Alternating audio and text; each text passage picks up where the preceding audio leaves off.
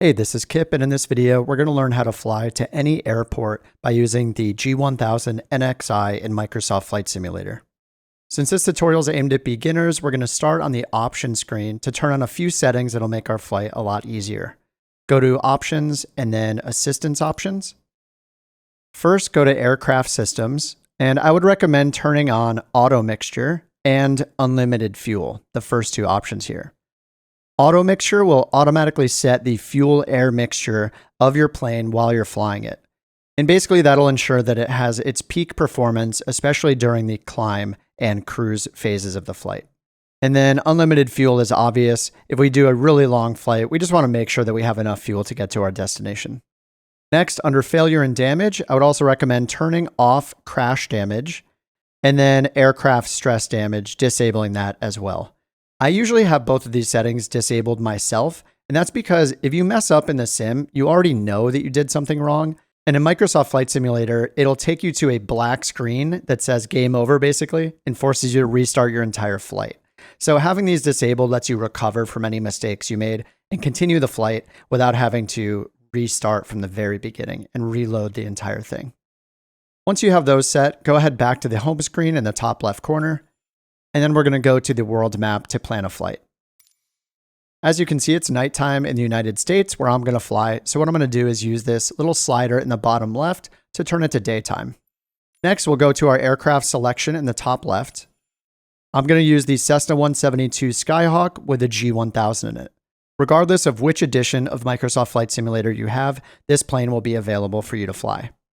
If you happen to have a different plane that you'd rather fly that also has a Garmin G1000 in it, you can feel free to use that. But keep in mind that some of the buttons may be in different locations in your plane compared to the 172 that I'm flying today. I went ahead into the liveries section here and chose this green livery that I bought from the marketplace. And then if you want, you can go to the customization section to customize your tail number right here that shows on the outside of the plane. Now we can click the plane in the top left or the close button to get back to the world map. Now you may already have an idea of where you want to fly. I don't, so I'm just going to actually pick two airports at random. Okay, so here's one called McCook Ben Nelson Regional. I'm going to click on that icon for the airport and click Set as Departure. You can see that it automatically chooses a departure runway for us. And in this video, to keep things simple, we are going to start on the runway. So the plane will be configured with the engine started, ready to take off already. All right, let's go up here to the northeast. So I'm going to go here and choose this one, Kearney Municipal. Click it and click Arrival. For this flight, we're just going to use the simple direct route from one airport to the other. This means that our flight plan in the G1000 is just going to have two waypoints, one for each airport. Before we hop in the plane, we're going to write down two pieces of information from the world map. The first thing we're going to write down is the preferred runway to land at our destination airport. We can see that right here where it says runway 18. Next, we're going to click the nav log button up here to note the recommended cruising altitude. So we have 9,500 feet. So I'm also going to write that down, 9,500. Now that we have those things written, we can go ahead and just hit fly. We'll load in right on the runway. So I lied. We're going to write down one more piece of information. It's not from the world map. It's actually from this section in the bottom left corner before we hit ready to fly. Right down here, as it goes between these two sections of information, on one of them at the very bottom is altitude. So we'll wait for that to show up. There it is. So it shows the airport and the altitude, 2561, 2,561 feet. So I'm writing that down as my third piece of information. And I'll show you why that's important in just a few minutes. Now what we're going to do is prepare for our flight by configuring a couple of things, including the autopilot. This is something you would normally do before you pull onto the runway, but we're just keeping things simple so we don't have to do too many steps. What I'm going to do is zoom into my first screen right here on the left. This is the left screen of the G1000. It's known as the PFD, or the primary flight display. And also it has all of our most important information, including our airspeed, our attitude, our compass or HSI, and our altimeter, which shows our altitude. So what we're going to do now is configure our autopilot so we can enable it shortly after takeoff, and it'll fly this route for us. First, we're going to set our cruise altitude, and we're going to do that by using the altitude knobs down here in the bottom left corner of the G1000. Now, if you're flying the 172, your altitude knob should be down here on the left screen.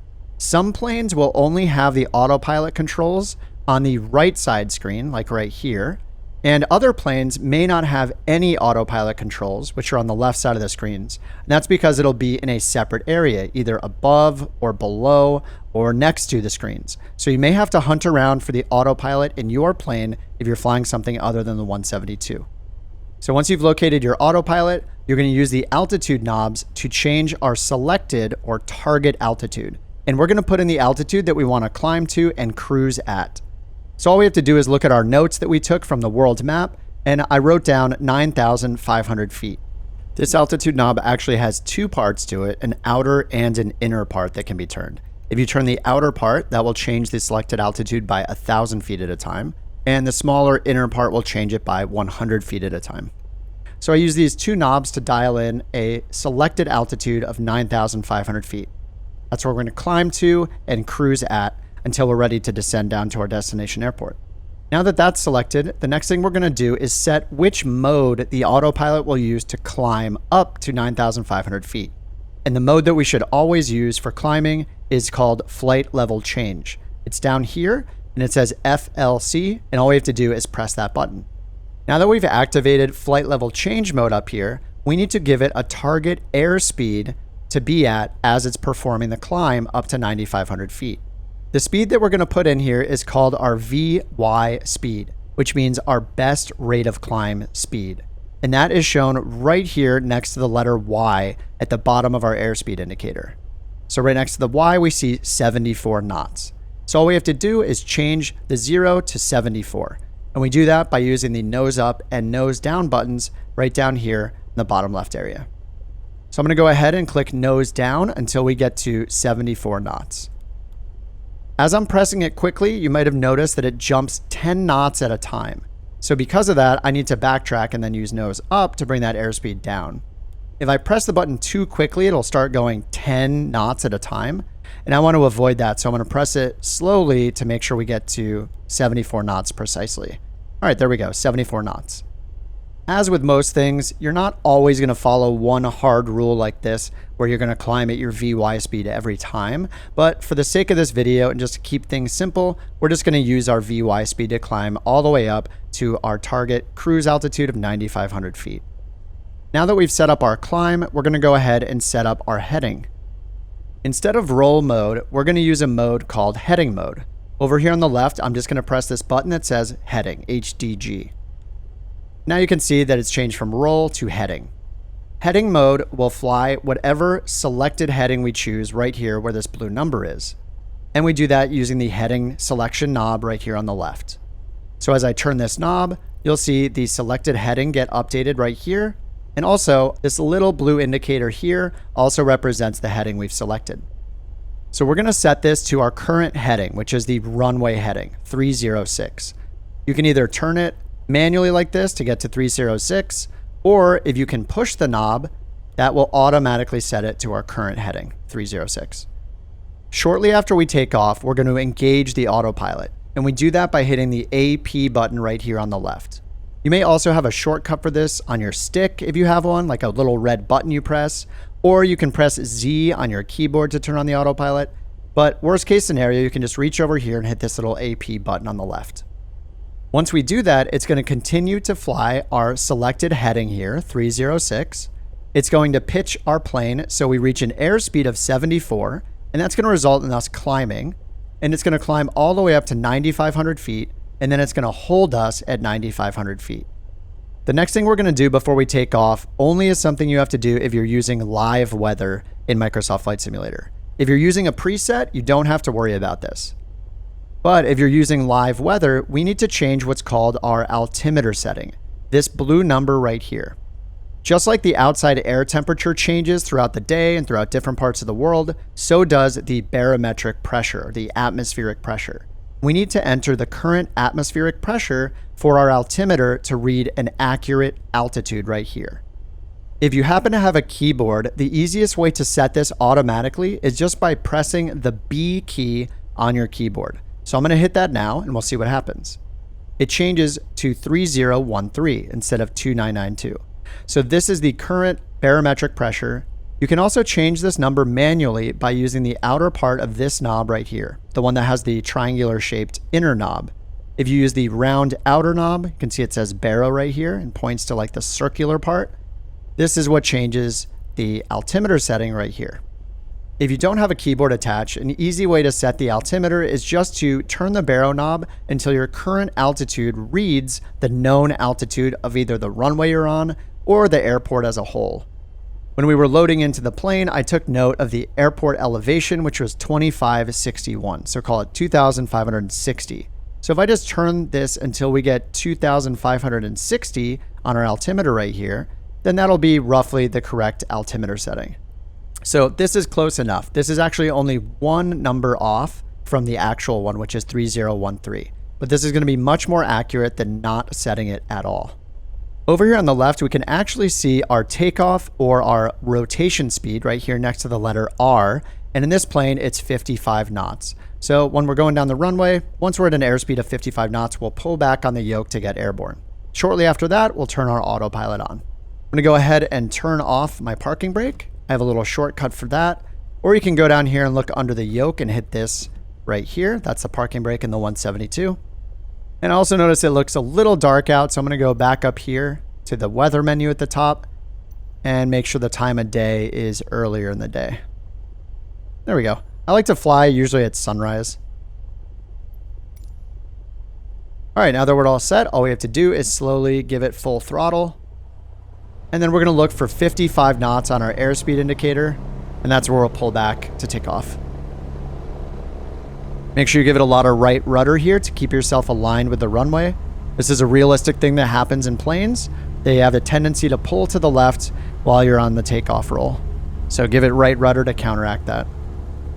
And we're just waiting for 55 knots. There's 45, 50, 55, and rotate. Pull back on the yoke.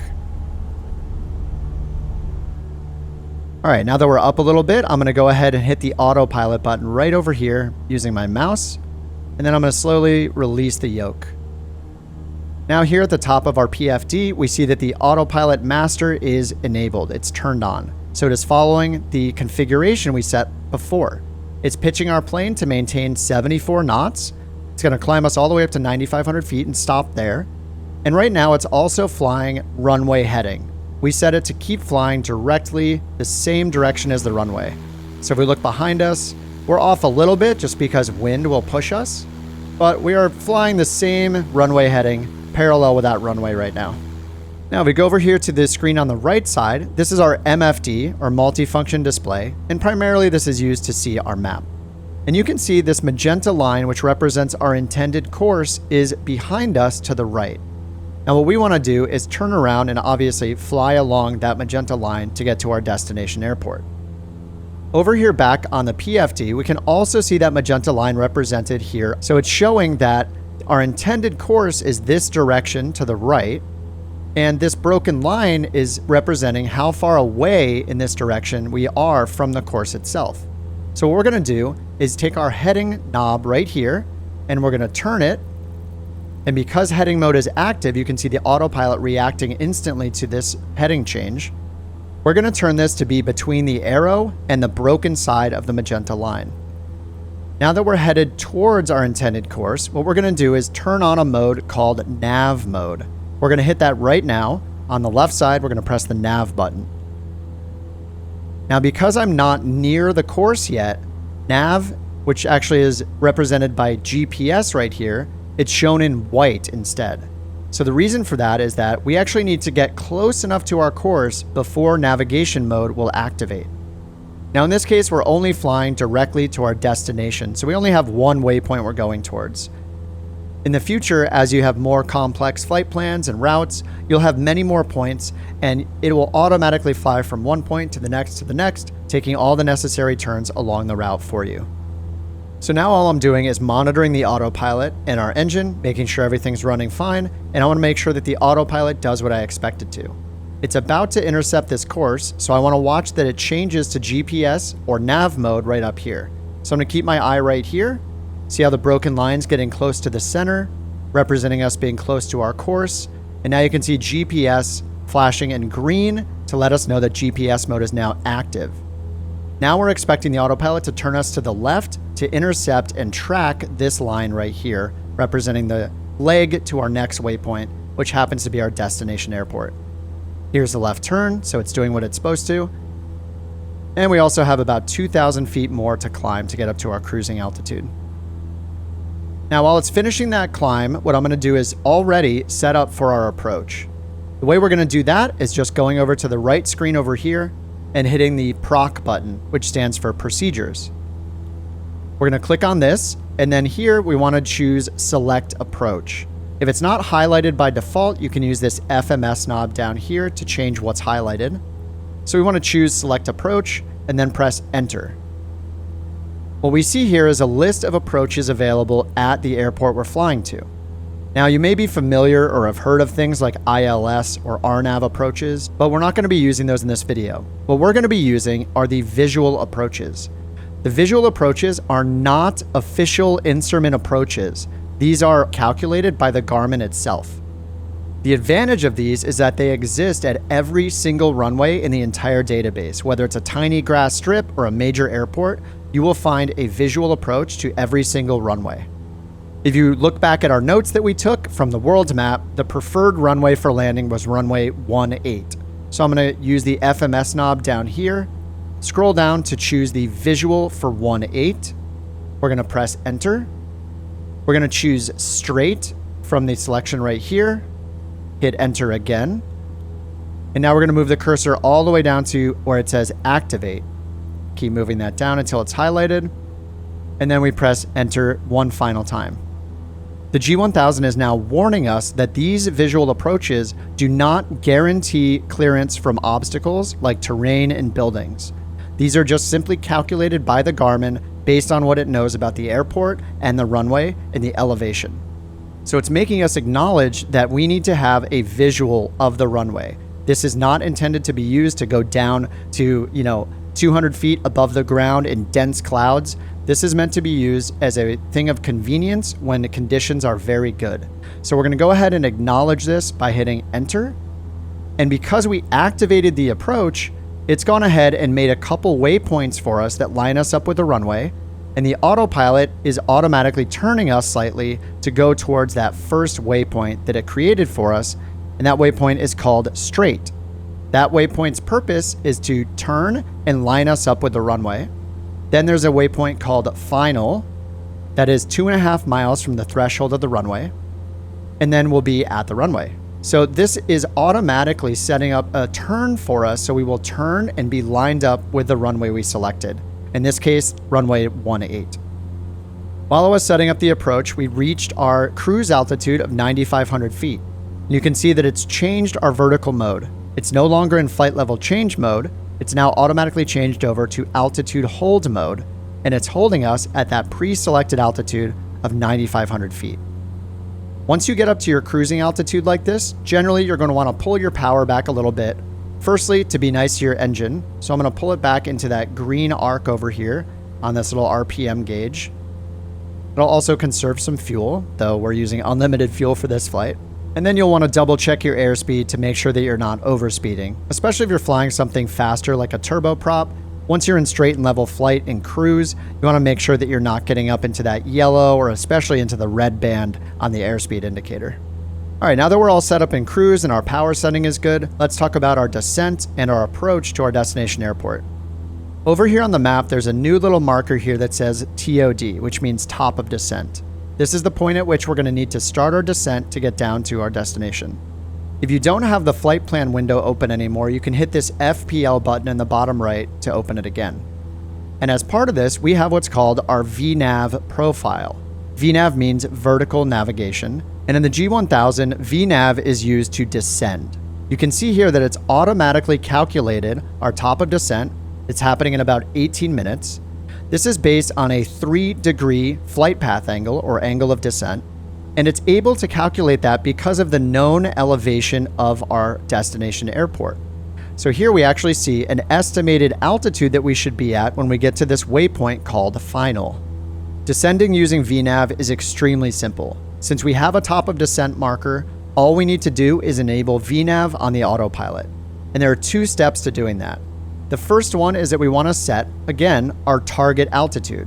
The selected altitude in blue is a number that cannot be passed by the autopilot when it's doing a climb or a descent. So all we need to do is change this number first to give it permission to go down to a lower altitude.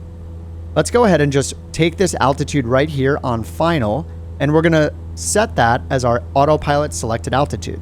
So 2,957 feet. We'll go ahead and round that up to 3,000 feet. So I'll go over here and change our selected altitude by using the altitude knobs down here. We're going to change it down to 3,000 or whatever number it's showing over there for you on your flight plan. Now that we've put in our target altitude to descend to, all we have to do is press the VNAV button over here on the left. So now that we see VPath in white, that means that vertical path mode is armed or it's on standby, ready to be used. And over here, it'll automatically change that mode once we reach our top of descent in 14 minutes and 27 seconds. So all I have to do now is, as usual, monitor the autopilot, make sure it's doing what we want it to do, and we'll wait for that top of descent, and then we'll see and make sure that it starts the descent for us. All right, we're coming up on our top of descent in about 30 seconds. I'm going to clean up this screen a little bit by hitting the FPL button. That's going to hide that sidebar and just give us a full map. Then I'm going to use the range knob to zoom in a little bit just so I can see some of the detail. Here comes the top of descent marker. And then over here, we want to make sure that our autopilot does what we expect it to do, which is start our descent. So we're expecting to see this V path in white turn to green. We're going to expect our plane to pitch down. So here's V path. And here comes the plane pitching down. We can see our vertical speed right here, 300 feet per minute, 400 feet per minute.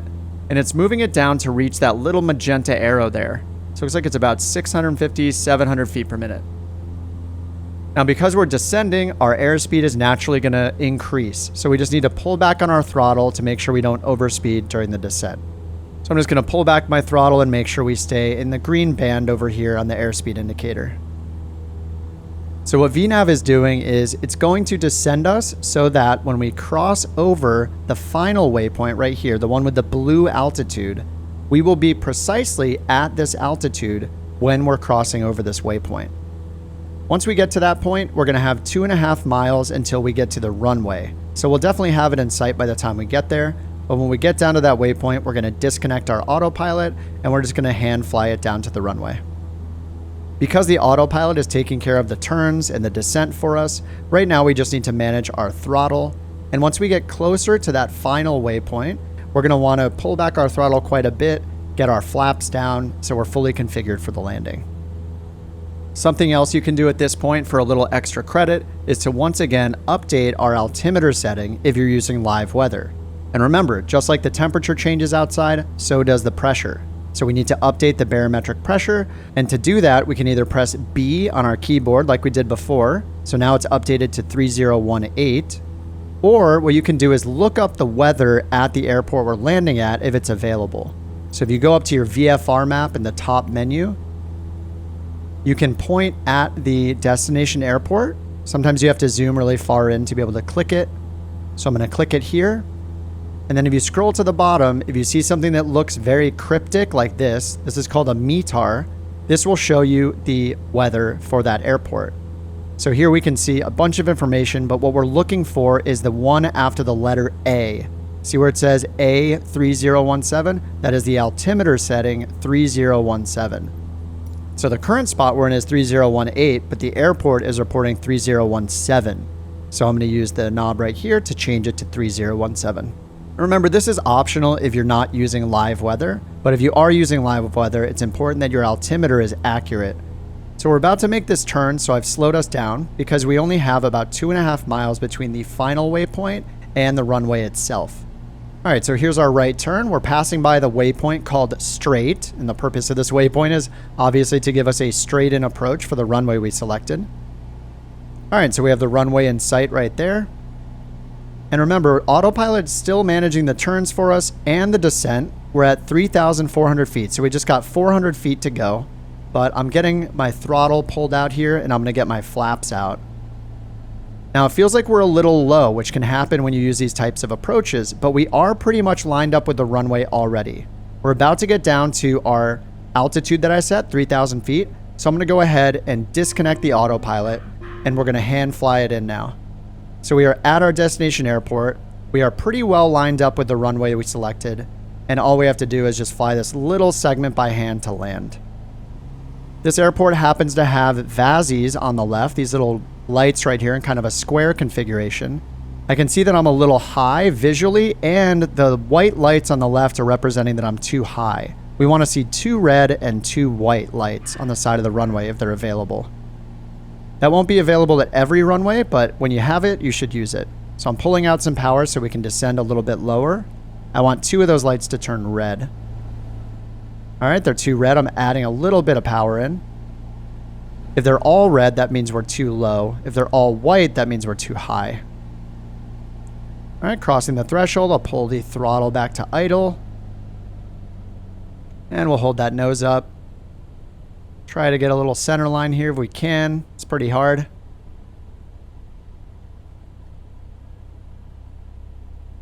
little bit long of a landing there. And we need to give it some rudder to stay on the runway. Give it our brakes.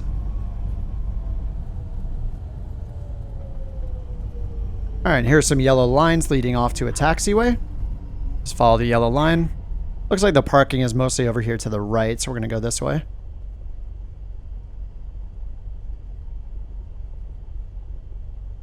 All right, all that's left now is to put our flaps back up, go over to a parking spot of our choice, and shut down the engine and turn off the battery. All right, parking brake is set. Now all we have to do is turn off the engine and the battery. We can do that just by pulling our mixture all the way out. That'll turn the engine off, and then just turn off our battery switches over here. And there we go. Flight has been completed. I hope you found this video useful in learning the basics of the G1000 NXi and its autopilot, the visual approaches, and using VNAV for descents. You can repeat these steps to get to any airport and be lined up with any runway in the entire database on the G1000 NXi. As usual, leave any questions or comments below, and I'll see you in the next video.